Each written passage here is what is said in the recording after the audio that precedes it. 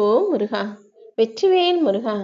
எனது அன்பு பிள்ளையே, உனக்கு இப்போது விருப்பமானது எதுவோ, எதுக்காக உன் மனசு ஆசைப்படுதோ, அதை அடைவதற்காக எல்லா விதத்திலும் உன் அப்பன் முருகன் உனக்கு துணையாக இருக்கப் போகிறேன் என் செல்ல மகளே. எத்தனை நல்ல மனிதர்களாக இப்போது உன் கண் முன்னால் காட்டிக் கொண்டிருக்கும் மனிதர்களும் நடிச்சுக்கிட்டு இருக்க மனிதர்களும் சீக்கிரமே யாரு, அவங்களோட உண்மையான இயல்பான குணம் என்னங்கிறத உன் கண்ணு முன்னால நான் காட்டதான் போறேன். கண்ணை திறந்து பார்த்தாதானே உன்னை சுத்தி இருக்கிற மனிதர்களும் அவர்கள் செய்கிற விஷயங்களும் நடக்கக்கூடிய காரியங்களும் எல்லாம் உனக்கு தெளிவாக புரிய வரும்.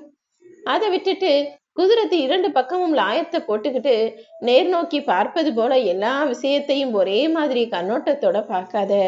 இங்க இருக்க ஒவ்வொரு மனிதரும் ஒவ்வொரு விதமான குணமும் கொள்கையும் கொண்டவங்களாக இருக்கும்போது நீ எல்லார் மீது முழுசா நம்பிக்கை வச்சு ஏமாந்து போயிட வேணாம். சரியாக கண்களை திறந்து பார்த்து நடக்க உன்னை சுத்தி நடக்கிற விஷயங்களை உன்னால புரிஞ்சுக்க முடியும். நம்பிக்கைங்கிறது கண்ணாடி போலதான். ஒரு முறை உடைஞ்சிட்டா ஒருபோதும் இழந்த வடிவத்தை திரும்ப பெறவே முடியாது என் செல்வமே. அதனால பார்த்து நடந்துக்கோன்னு சொல்றேன். உன்னை சுத்தி நடக்கிற சில விஷயங்கள் ஏன் நடக்குது, எதுக்காக நடக்குதுன்னு புரிஞ்சுக்கிட்ட ஆளா நீ இருந்தீனா சந்தோஷங்களை அனுபவிக்க முடியும். சில விஷயங்களை அனுபவித்தால் மட்டும்தான் வாழ்க்கை எப்படின்றது உனக்கு புரிய வரும். இந்த உலகத்துல எல்லாருமே அடுத்தவங்களை குறை சொல்றதுனா சீக்கிரமா சொல்லிடுவாங்க.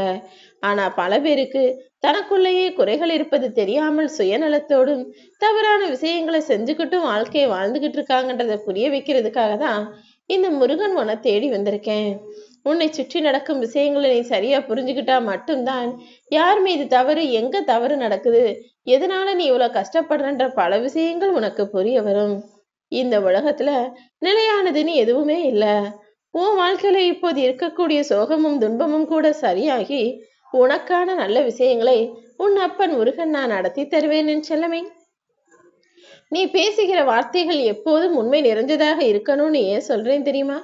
வார்த்தைகள்ல உண்மை இல்லைன்னா எண்ணங்கள்ல தூய்மை இருக்காது. வார்த்தைகளும் சரி, எண்ணங்களும் சரி, உண்மையானதா தூய்மையானதா எல்லாருக்கும் நல்லது நடக்கக்கூடிய விதத்தில் இருக்கணும். உன் வாழ்வில் நடக்கும் எல்லா விஷயங்களையும் கடந்து செல்ல தயாரான ஆளாக இரு. யாரோ எதையோ சொல்லிட்டாங்க, யாரோ எதையோ செஞ்சிட்டாங்கன்னு எதையும் தூக்கி சுமந்து கஷ்டப்படாதே என் செல்வமே. யாராவது ஏதாவது சொல்லிடுவாங்கன்னு பயந்து பயந்து எல்லார் கண் முன்னாலும் வளைந்து நின்று வினாக்குறி போல நீ இருக்கக்கூடாது. எல்லாரும் பார்த்து ஆச்சரியப்பட்டு வியக்கக்கூடிய அளவுல நீ ஆச்சரியக்குறியாக நிமிர்ந்து நில்லு. எல்லார் முன்னாலும் நீ தலை நிமிர்ந்து கௌரவமாய் வாழணுங்கிறது தான் என்னுடைய ஆசை. யாரிடமும் நீ பேசவில்லை என்றால் உனக்கு பிடிச்சவங்க யாரோ உன்கிட்ட பேசலன்னு தான் அர்த்தம்ன்றது எனக்கு புரியும். ஒரு சிலருடைய பிரிவும் அவங்க உன்கிட்ட பேசாம இருக்கதும் உன் மனசை கஷ்டப்படுத்துது. உன் மனசுடைய ஓரத்துல அந்த வலியும் வேதனையும் இருக்குதுன்னு எனக்கு தெரியும். கவலைப்படாதே என் செல்ல மகளே. கூடிய சீக்கிரமா நான் உனக்கு அனைத்தையும் சரி செய்கிறேன். தோல்வி உன்னை துரத்தும் போதும், கஷ்டங்கள் உன்னை துரத்தும் போதும் நீ சற்றும் தயங்காமல் வெற்றியை நோக்கி ஓடி போய்கிட்டே இருக்கணுமே தவிர மனம் தளரவோ சோர்ந்து போகவோ கூடாது என் செல்வமே. ஒரு பெட்டியவே திறக்கணும்னா கூட நீ நிறைய சாவியை வச்சுக்கிட்டு முயற்சி செஞ்சினா அதுல கடைசி சாவிதான் சரியா பொருந்தும். எதை போலதான் வாழ்க்கையிலும் பெரும்பாலும் நீ முன்னேறதுக்காகவும் முயற்சி செஞ்சுக்கிட்டு இருக்கும் போது கடைசியா நீ செய்யக்கூடிய வாய்ப்பு தான் உனக்கு முன்னேற்றத்தை கொடுக்கும். இடையில பல தடையும் தடங்கல்களும் பிரச்சனைகளும் வந்தாலும் சிக்கல்களை பார்த்து நீ சிதைந்து போக வேண்டாம் என் செல்வமே. நீ உன்னை செதுக்கிக்கணும். பல கஷ்டங்களை தாங்கிக்கிற மன வலிமையும் பலமும் உனக்கு உண்டாகணும்தான். சில அவமானங்களையும் சிலரது துரோகங்களையும் உனக்கு அவர்கள் செய்யும் போது நான் மெதுவா பார்த்துக்கிட்டு பேசாம இருந்தேன். இப்போது அவர்கள் ஒளி போல உன்னை செதுக்கி உயரத்திற்கு கொண்டு வர போறாங்கன்றத மறந்துடாத. கோபப்படும் போது நீ அறியாமல் பேசுகிற ஒரு சில வார்த்தைகள் தான் உனக்கே உன் வாழ்க்கைக்கே பிரச்சனையாக மாறிடுது. முடிஞ்ச அளவுக்கு கோபப்படுவதையும் எரிச்சல் படுவதையும் ஆத்திரப்பட்டு அவசரப்பட்டு கத்துவதையும் நிறுத்திவிடு என் செல்வமே.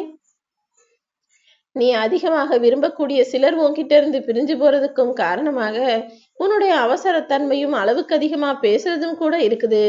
நான் சொல்றத நல்லா கேட்டு புரிஞ்சு நடந்துக்கோ. அளவுக்கு மீறிய நம்பிக்கையோ அல்லது அளவுக்கு அதிகமாக உரிமை எடுத்துட்டு பேசுறதோ உனக்கே பிரச்சனையா வந்து முடிஞ்சிடும்.